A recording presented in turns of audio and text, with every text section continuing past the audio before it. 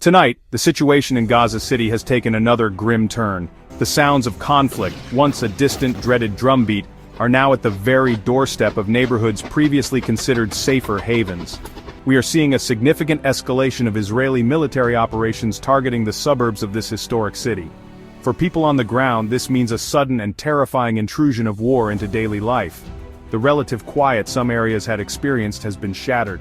Explosions now deafen neighborhoods. Drones hum constantly overhead, creating a new wave of fear among an already pushed population.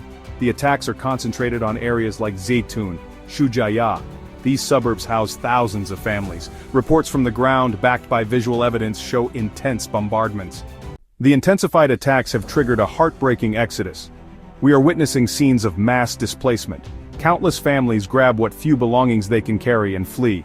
They are moving on foot, in carts pulled by donkeys, cramped into the backs of trucks. People leave everything they have known, their homes, their city. We spoke with one father, Ahmed, carrying his young daughter in his arms. This is the fourth time we have had to run. We have no food, no water, just the clothes on our backs. Where do we go now? Beyond the immediate danger of the bombardments, a slower, more insidious crisis is tightening its grip. Starvation.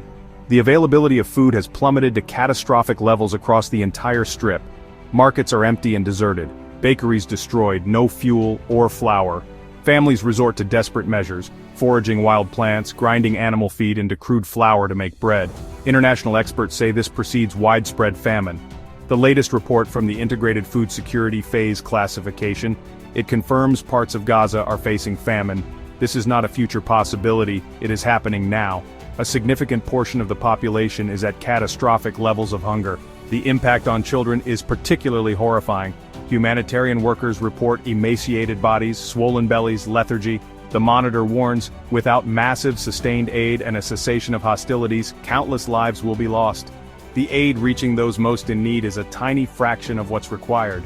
In the face of growing international concern, the Israeli government has been clear and unwavering in its public statements. Officials have reiterated their commitment to continuing the military offensive in Gaza.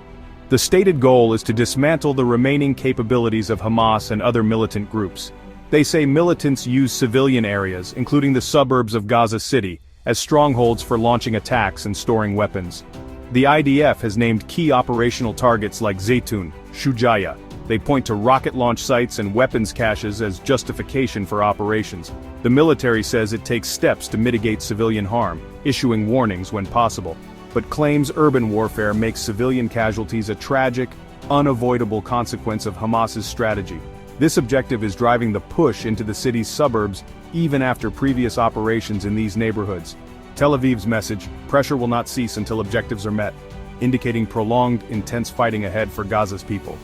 Ultimately, the story of Gaza City today is written in the lives of ordinary people caught in an extraordinary and brutal conflict.